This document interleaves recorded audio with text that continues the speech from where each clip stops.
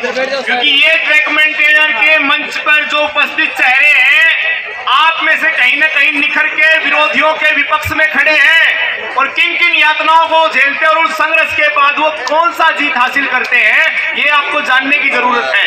विकास गोस्वामी भी दिल्ली मंडल के पानीपत सेक्शन से, पानीपत ब्रांच से सोसाइटी के चुनाव में जीता हुआ डेलीगेट है, तो इसकी भी जरा 2 मिनट के लिए वक्तव्य सुनने का कष्ट कीजिए।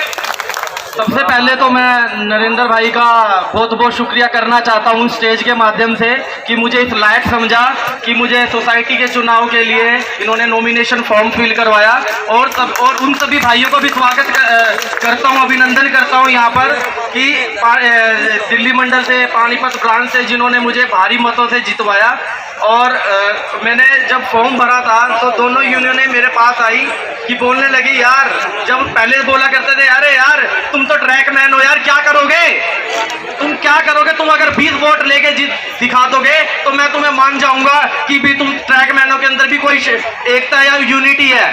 तो जब हम सभी गैंग टू गैंग विजिट करने के लिए गए, सभी साथी मेरे साथ गए, तो हम सब ने विद इन वीक उनके दोनों यूनियनों के कहते हैं ना बिल्कुल पकच्चे उड़वा दिए।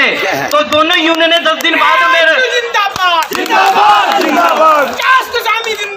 दोनों यूनियन मेरे पास आती है, अरे भाई तू तो 20 वोट कह रहा था, चारों तरफ तेरी ही लहर दौड़ रही है, ये क्या करवा दिया, आप आओ ना हमारी यूनियन में कौन सा पद चाहते हो ये बताओ। हमने सिर्फ एक ही बात कही थी, मैं एक पद का भूखा नहीं हूँ, मैं यहाँ पर सभी को एक यूनिटी के साथ चाहता हूँ और यूनिटी के साथ रहना चाहता हूँ।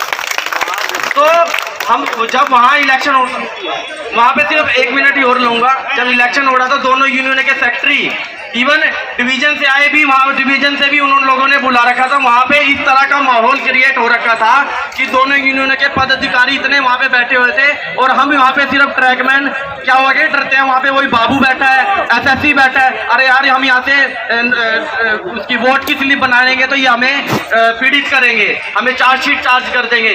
तो हमने एक ही चीज़ सभी साथियों को बोली थी, भाई किसी से डरना नहीं है, अपनी स्लिप बनाओ और वोट वहीं डालो जहां पर आपको उचित लगे। लेकिन वहां पर सभी भाइयों ने एक चीज कर दिखाई कि यूनिटी में ही दम होता है, एकता में ही दम होता है। सभी वोट एआरटीयू की तरफ ही गई। मैं एक टोटल पानीपत ब्रांच के अंदर 700 वोट पोल हुए, 700 में 100 अपोजिशन ने बोगस वोट भी डाले, जिसको बोलते हैं गलत वोट डालना।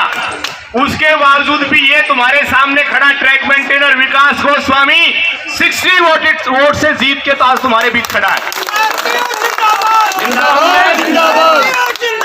मेरा सभी से बस एक ही बात कहना है कि यदि मजदूर का नेता मजदूर होगा और आने वाले पीएनएम में यदि ट्रैकमैन की समस्या रखने के लिए ट्रैक मेंटेनर बैठा होगा तो आने वाले 5 से 7 साल में ट्रैक मेंटेनर की सभी समस्याएं पूर्ण हो जाएंगी दोस्तों।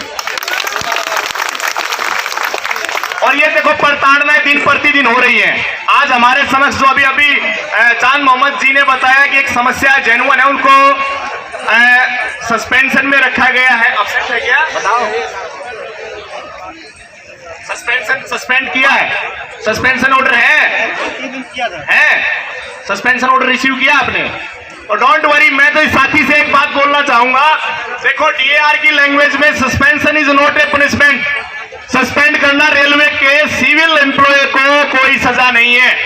आरपीएफ और बेल्ट वाले जो कर्मचारी होते हैं, प्रोटेक्शन का जो काम करते हैं, उनको छोड़ के सस्पेंशन कोई पुनिशमेंट नहीं है। सस्पेंशन ऑर्डर लीजिए और घर पे आराम से बैठिए। ऐसा नहीं है कि मतलब काम नहीं करना है, हेडक्वार्टर में अटेंडेंस देना है।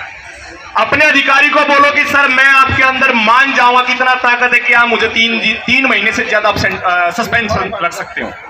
अंडर सस्पेंशन आपको कोई भी अधिकारी 3 महीने से ज्यादा नहीं रख सकता है। आप लोग क्या करते हो, यूनियन के पास फोन करते हो, अप्रोच लगवाते हो, ऐसा मत करो भाई।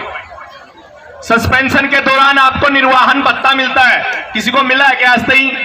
नहीं मिला होगा क्योंकि नॉलेज नहीं है, लेंगे कैसे? इस संबंध में आप इंटीमेट करो। जब कभी किसी को लंबा सस्पेंशन दिया जाता है तो आप रिटर्न में छुट्टी के लिए आवेदन करो कि सर मुझे 10 दिन की छुट्टी चाहिए, मेरी घरेलू स्थितियां खराब है, मेरी पारिवारिक स्थितियां खराब है, तो तुमको छुट्टी भी नहीं देगा। क्योंकि अगर वो छुट्टी दे देता है तो उस अधिकारी की जिम्मेवारी और 10 गुना बढ़ जाती है, क्योंकि वो हेडक्वार्टर छोड़ता है तो सारा का सारा कार्यभार अधिकारी के ऊपर आन पड़ता है। आप कभी भी सस्पेंशन ऑर्डर के ऊपर नौकरी मांगने ना जाएं, ये पांचाल आपको बोल रहा है। अगर किसी को समस्या आती है तो डायरेक्ट संपर्क करने के लिए आप हमारे से संपर्क करो भाई, हम उसका निराकरण बताएंगे। रेलवे में डीएनआर में क्या होता है, एक आम जो कोर्ट का कानून होता है वहां चाहिए सबूत, लेकिन रेलवे के कानून में चाहिए केवल शंका। या शंका के आधार पे लोगों को टर्मिनेट कर देते हैं, नौकरी से बाहर कर देते हैं, कंपलसरी रिटायरमेंट दे देते हैं, मेजर पेनल्टी इशू कर देते हैं। ऐसा ही हो रहा ना आज की डेट में, यही हो रहा है। जबकि ये आर्टिकल 311 का टोटल वायलेशन है। भारत के संविधान के अनुच्छेद 311 में साफ साफ लिखा गया है कि किसी भी कर्मचारी को, केंद्रीय कर्मचारी को नौकरी से हटाने से पहले बचाव पक्ष का पूरा पूरा अवसर दिया जाना चाहिए। लेकिन क्या कभी मिलता है क्या? नहीं ना। तुम्हारे पांचाल को पीछे 2019 में रिमूव फ्रॉम सर्विस किया, मैं रिमूव फ्रॉम सर्विस होकर कौन सा मैंने यूनियन छोड़ दी क्या?